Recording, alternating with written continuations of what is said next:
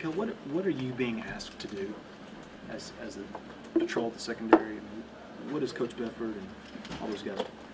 What are they telling you to do? A role player, you know, not try to do too much, just do my assignment and, you know, just worry about what my assignments are and not focus on what everything else is, I mean, what everybody else has to do, but be aware of what their assignments are as well.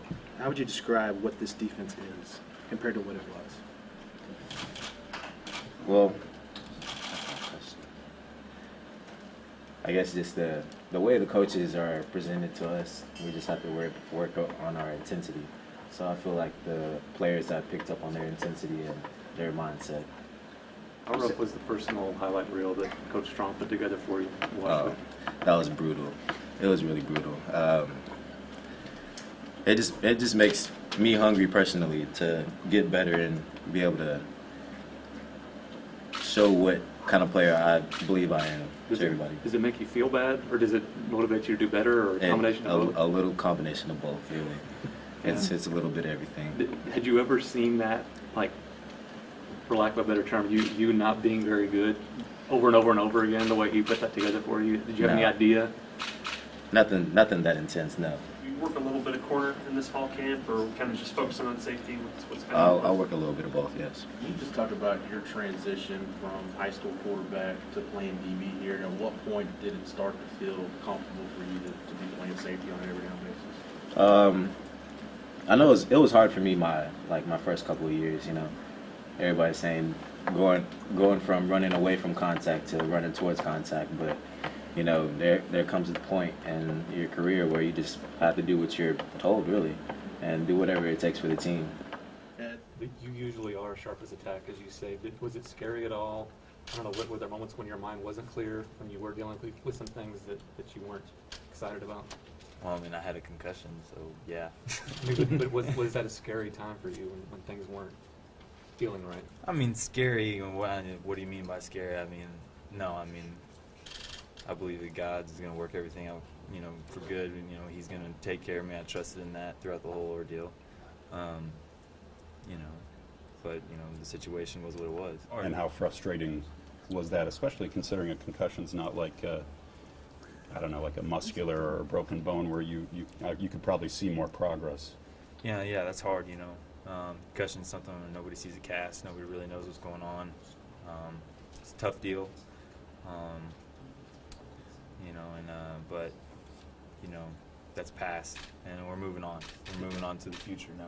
And then the foot thing happens in the spring. Does that just feel like another thing you have to overcome, and how long did that take to get over? Yeah, I thought I was off the struggle bus, you know. I hopped right back on for a little bit, but, you know, you get off the struggle bus eventually, and, you know, I'm off it now, and I'm getting ready, and, you know, I'm just thankful to be back. The practice during the spring, how much time were you just spend self-evaluating? Yeah, you know, it did give opportunity for a lot of film study, a lot of board work, a lot of, you know, mental reps throughout the summer, throughout the spring, and you know, I had a pretty decent amount of spring in before I got hurt. You know, I think I got 11 of the 15 practices in. To get back on the struggle bus, that was a good time to do it. Just the timing worked out pretty well. I'd get back in time to get ready for 2-a-days, and I got most of spring in. So when Charlie was going over the hits you had taken and showing you that, and he told us, they said, he asked you, what are you trying to prove?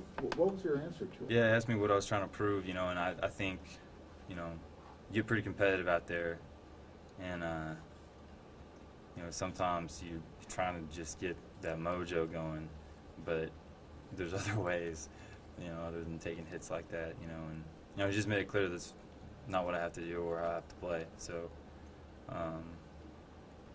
know, I'm going to start being smarter. Now that you are back and healthy, what do you make of the national perception that Texas goes as David Ash goes? You know, I think, you know, what I bring this team is some experience, but, you know, perception at the end of the day doesn't really matter. What matters is just that we get in every day, we work hard, we practice hard, we get better, and we get better, and we improve expectations, perception, all that stuff. You know, it's just a bunch of fluff. What matters is the grind. and right now that's where we're at. What are your expectations for this season? My expectations are high. I think we've got the talent to win games. I think we've got the ability. I think we've been close to getting over that hump in the past, and I think in expectations again, then they don't matter. What matters is how hard you work every day, and I think when you take that mindset and you work hard every day, one day you look up and say, "Whoa, look what we did." But if you're always looking to the future, you're not living in the now. And if you're not living in the now, you're not taking care of business. So we got to take care of business now. Just as people who cover you, we heard from random fans saying, "Shouldn't David quit?" I mean, which seems weird to me. But did you hear from people saying that same thing, that maybe you should give it up? Yeah, there's a lot of people told me, you need to give it up, you need to quit, you need to do this. I honestly, I never really thought about it. I just, in my mind, I always knew I was going to play again, just because, I just feel like this is where God's placed me. This is the talents He's given me. And whenever I work hard and I play hard, I feel like it pleases Him and gives Him glory.